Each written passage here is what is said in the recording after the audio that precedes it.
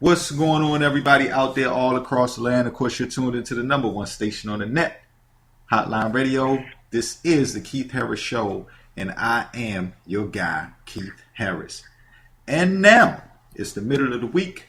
We're excited. It's an honor to have this wonderful, I want to say multi-talented individual on the phone with us this evening. She was nice enough to take time to speak with me.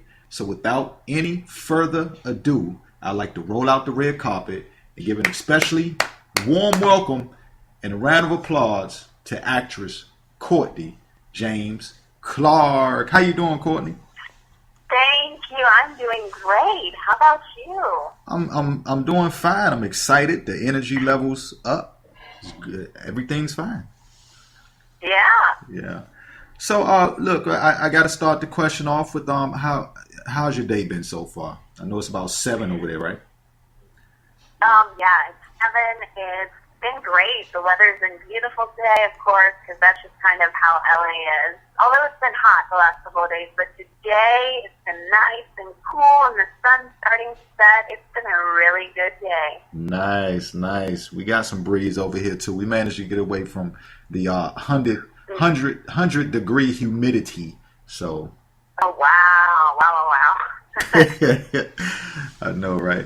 So listen, to kind of jump right in. First of all, let me ask you, where did you get your start? How did you know that the film and television, just the entertainment industry, is what you wanted to do? It was your calling. You know, honestly, I feel like I've always felt this way. I remember at like 3 years old coming home from the pediatrician's office and just wanting to emulate everything that my doctor was doing and try to study the way she would say words or how she would go about giving me a shot, which I hated so much. But I've just always just been fascinated with people and storytelling for as long as I can remember. So I feel like all my life I've always known. Right. I guess maybe from the moment I came out of the womb, I was ready to go.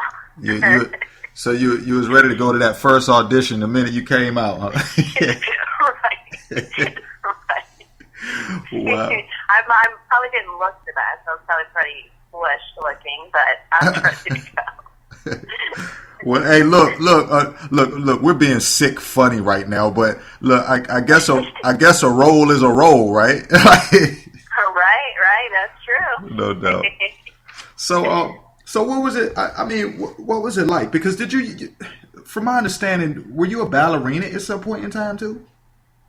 Absolutely, yeah. I grew up doing classical ballet, tap, jazz, modern, all the realms of dance. And I traveled with a ballet company.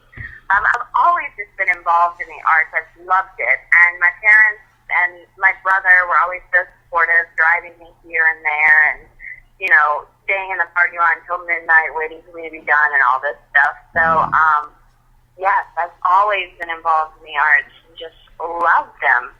Wow. When did you catch your opportunity that kind of let you know that you felt like you were on your way? Or I know from the beginning you felt like that. You had a lot of confidence, but when was that time or that particular role that you finally said, listen, I'm here, I'm not turning back?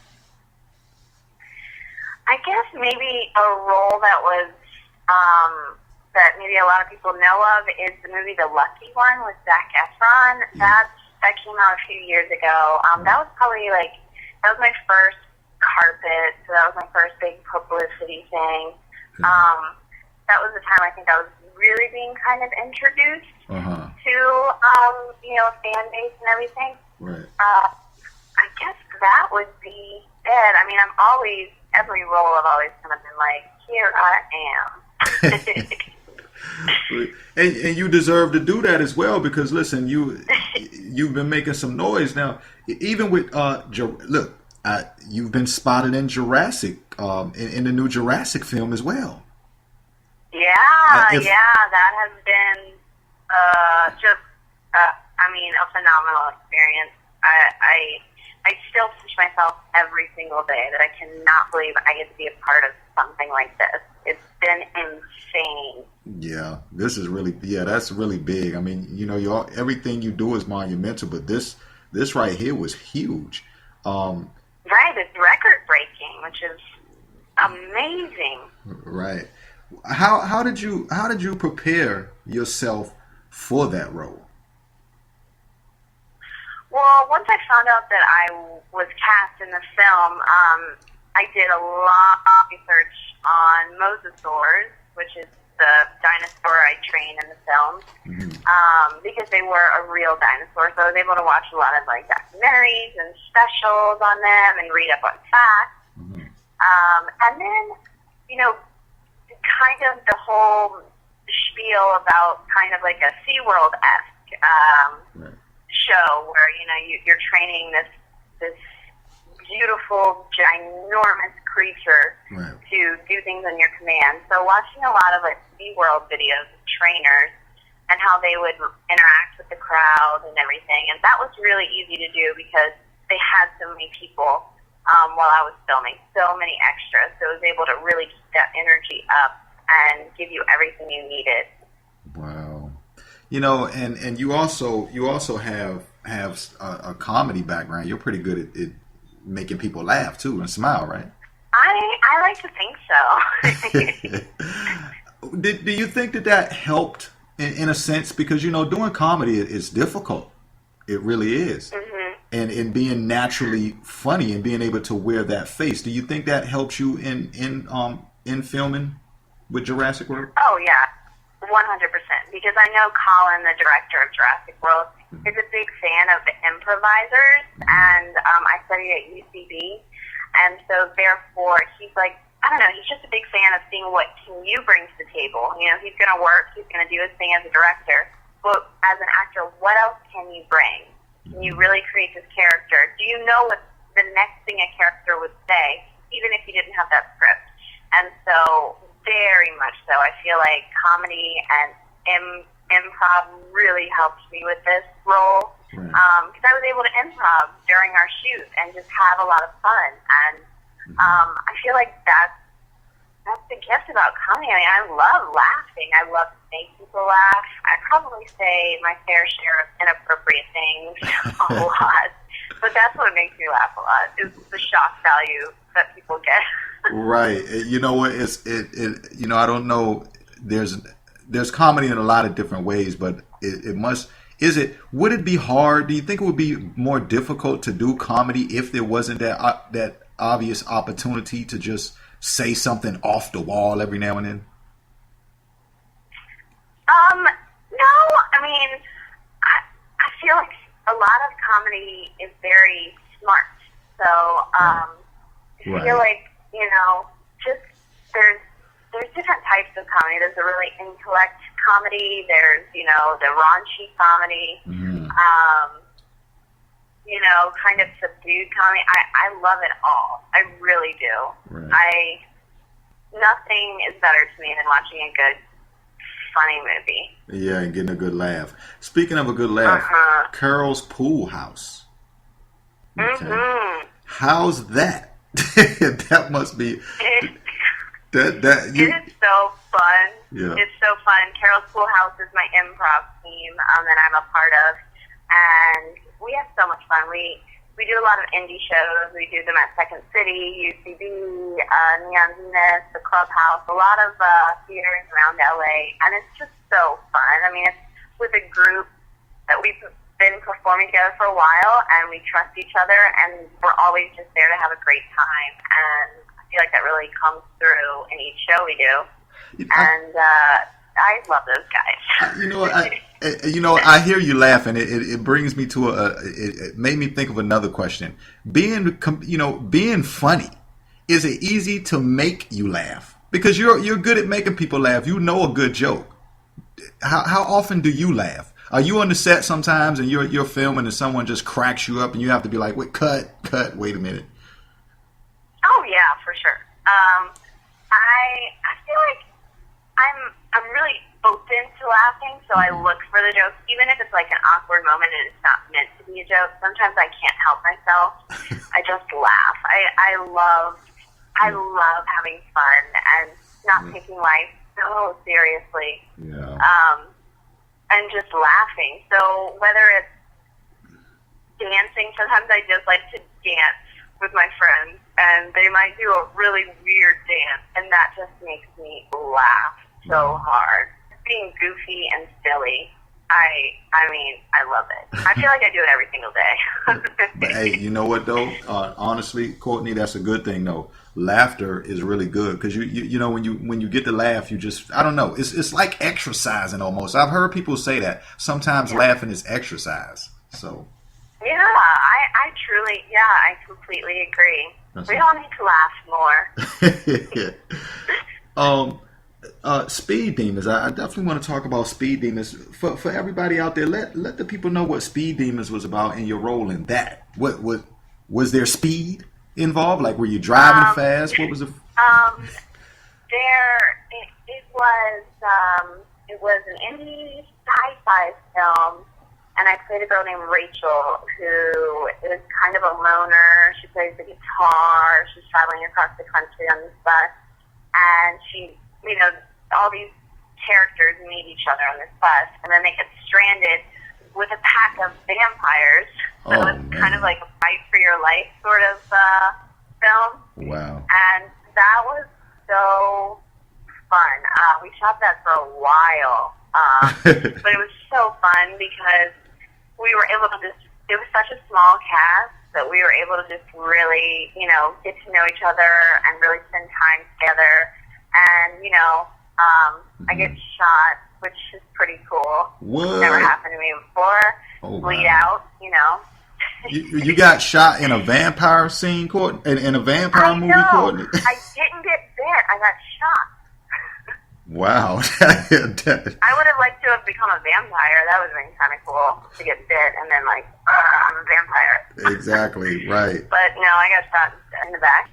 You know what? Without giving too much away, was it a vampire that shot you, or like who in the world betrayed you? I'm assuming they should have been trying to shoot the vampire. Right. Yeah, it was a vampire that shot me. Oh man. Wow. You're good. You're good. If the vampire couldn't even bite you to take you, he was like, I got to get a gun for her. I know. I can't. I know. I was in good shape then. They couldn't catch me. I know, right? Also, Mind Puppets. Let's talk about Mind Puppets for a second. This Mind Puppets is an upcoming film, right? Right. Yeah. Okay. Yeah, Mind Puppets is labeled as a comedic thriller, so it's really funny. It's like a really funny film. And I have the story of myself with Kevin Pollak, who is like a master at improvising. So we had so much fun, so much fun, and it's such like a funny film. And what I got to play was a blast. So yeah, that's what's coming out next. Wow. And I think people are really going to like it because it's something completely different that you haven't seen before. But very funny. Now, for the people out there for the listeners out there who need to catch up, because people hear the term improv a lot, and sometimes I feel like when people think of that, they think about, okay, you have to come up with things off the top of your head really fast. Is that the definition of it? I mean, yeah, I guess it is. There are tools and kind of a formula you can follow. Mm-hmm. But it's like any muscle. I feel like once you start using it, it's not scary, and you don't think like, what am I going to say? What am I going to say? What am I going to say? It just starts to come out. Right. After you've been doing it for a while. So, I mean, improv was something I was deathly afraid of. I was so scared. I had a friend of mine, and she just kept saying, I really feel like you should do it. Just do it. Just sign up for classes. And I was like, oh, God, no, I can't do that. And one day I was like, wait, I should just do it because I'm a person that believes that if something frightens you in your career, you should just go ahead and do it. And that scared me, and I felt like this is something I can learn from. So I'm gonna do it, and I did it, and I love it, and it's not scary anymore. I don't get a stomach ache when I'm about to perform. I'm just really excited now. Right now, in a situation like that, does that cause for as much rehearsal as it would be if you were dealing with the script and memorizing? I mean, we meet once a week with a coach, and we kind of just go over, scenes, just how you would in an improv show. Kind of different games and different exercises to help maybe our weakness for that particular week. If we're like, we need to be able to rest the game a little bit. Let's focus on that. So we'll do an exercise that focuses on joke, and then just play it like real, and then joke, play it like real. We meet once a week with our coach and for 2 hours, and just exercise that muscle. Right. So it gives you opportunity to try to be able to think quick on your feet. But you know what? You obviously have to have some of that in you. You can learn it. You definitely can learn it. But I think for a lot of people to be able to pull it off and not be like a kind of like a tight wad, or you know what I'm saying? to be able to do it and totally explode into the moment. You definitely. The trick is you have to be present. You have to listen to whatever the other person's saying. You can't feel like, I need to control this scene. Right. You can't control it. It's going to go wherever it's going to go. Sometimes it's sweet. Sometimes it sucks. That's the beauty and the horribleness of improv. Right. But, the key is to just be present. Right. What's your dream, your dream role? I mean, you know how it is. As we all are growing up and we're coming up, we're like, we're looking at all these different shows, and we're like, you have your favorites, your people that you kind of idolize, or that character you would love to be.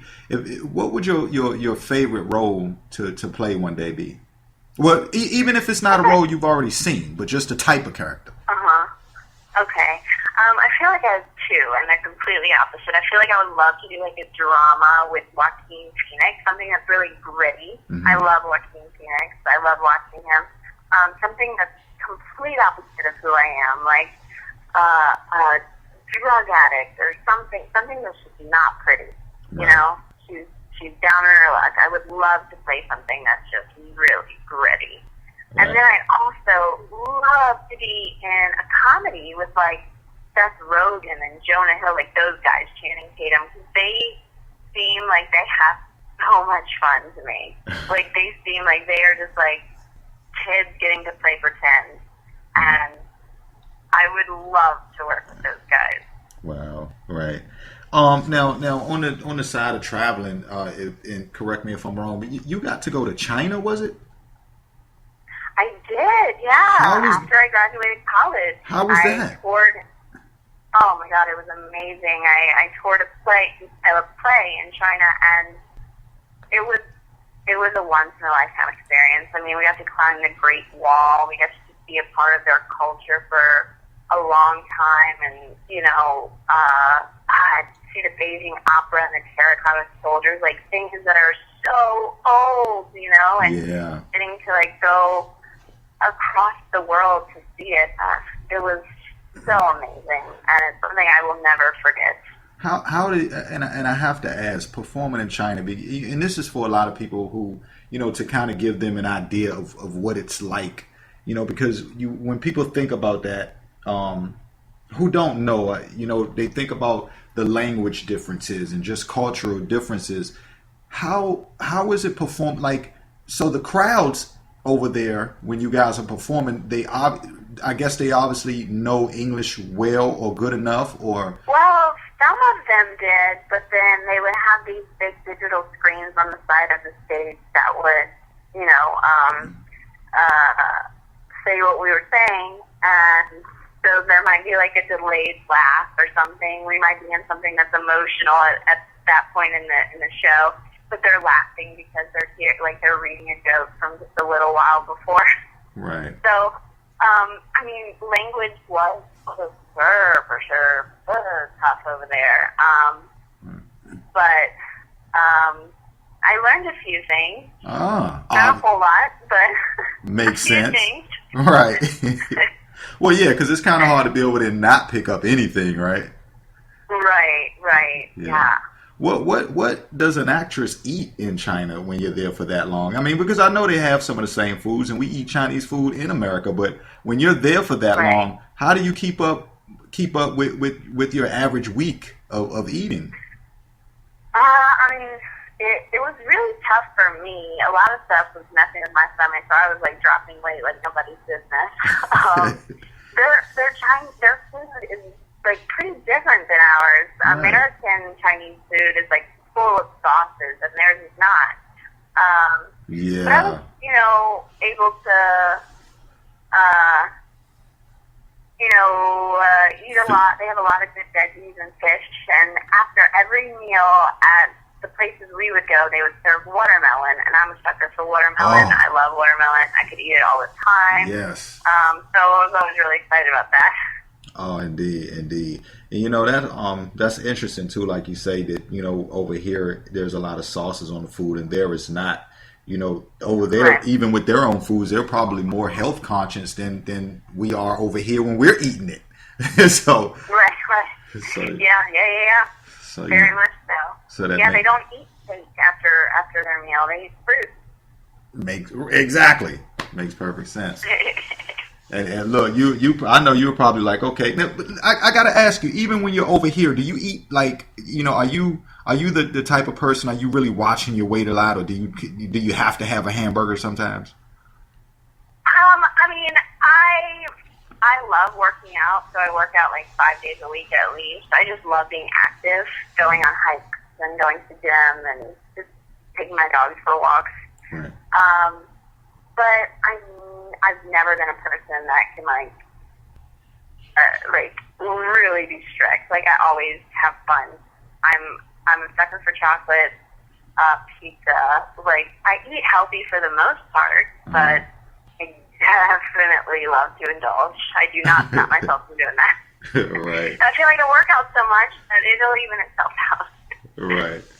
Okay. Listen. Before we get out of here, I've got a scenario for you.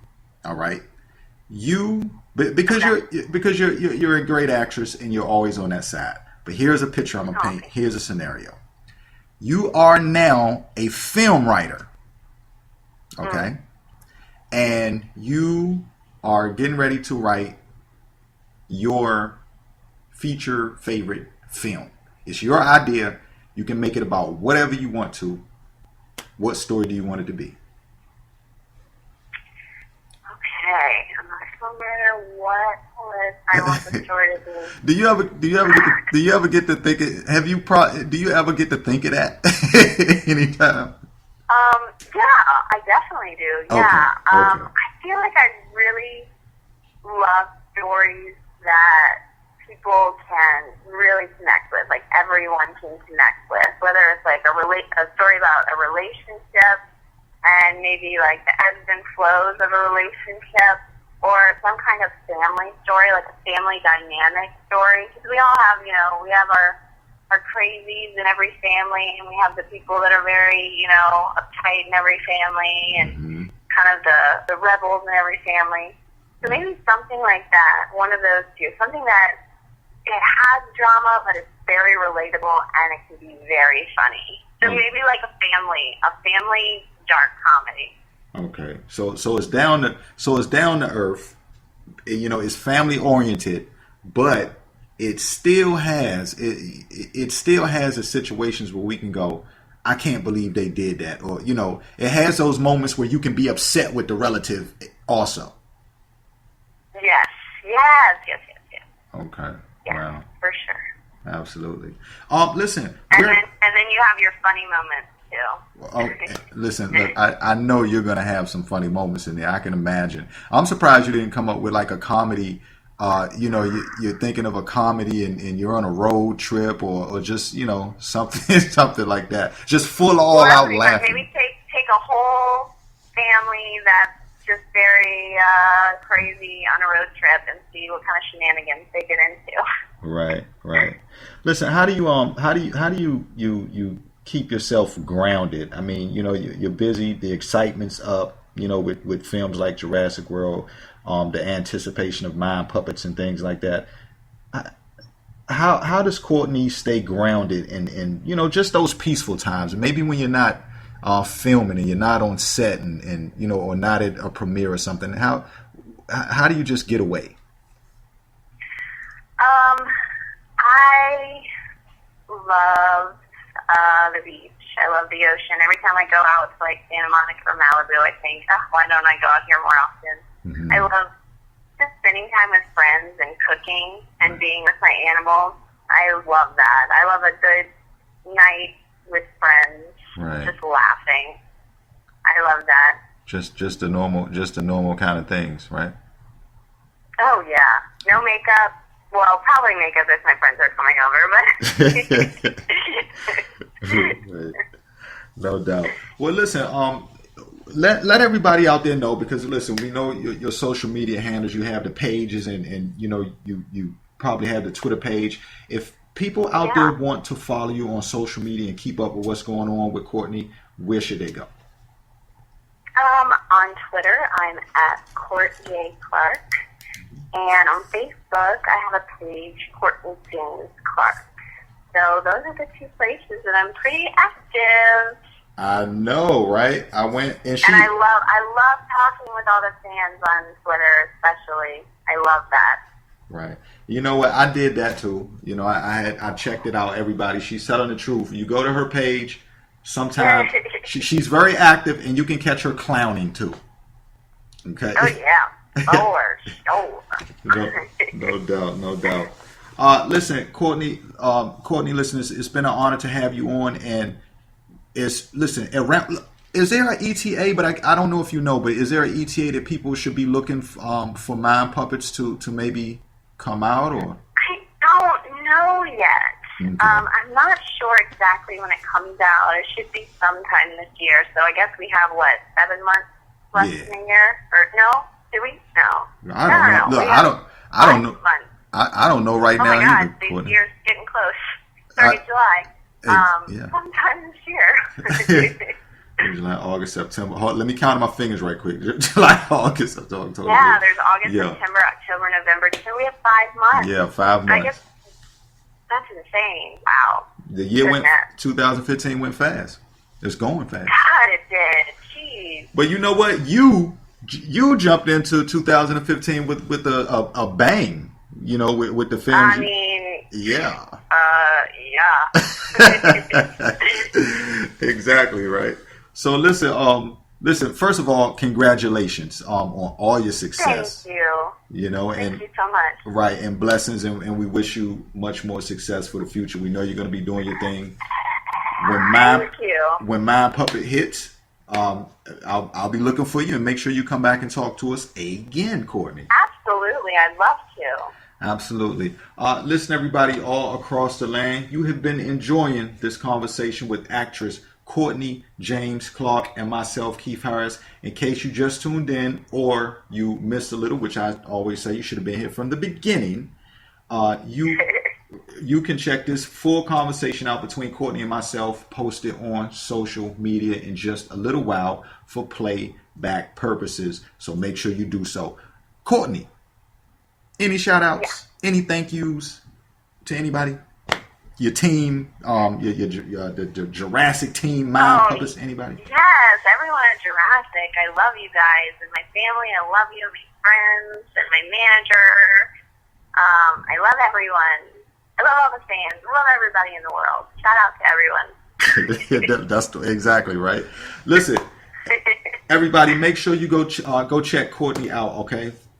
I don't need to tell you go check out Jurassic World. I'm sure you know it. You've probably seen it. Go watch it again. All right. Go see it again.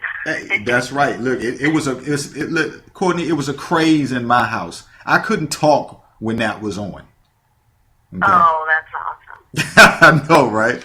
So everybody's like, be quiet, don't interrupt me. So everybody, make sure you go check out that. Also, make sure you check out Mind Puppets and all of the past, present, and future projects with Courtney James Clark. Courtney, we love you. Keep doing your thing, and we'll be talking to you soon. Thank you. All right, bye-bye. Bye. Everybody out there all across the land, that was actress Courtney James Clark right here on the Keith Harris Show on the number one station on the net, Hotline Radio. And really, really high-spirited young lady. She's doing a thing. Again, we, congratulate her on all her success. Make sure you keep up with her. Like she says, check her out on Facebook. Courtney Clark. Or you can type in Courtney James Clark and check out her pages. Send her a hello. Send her congratulations. Interact with her. All right? You are listening to the Keith Harris Show. Don't you touch that dial. We're going to jump into some music. And I'll be right back.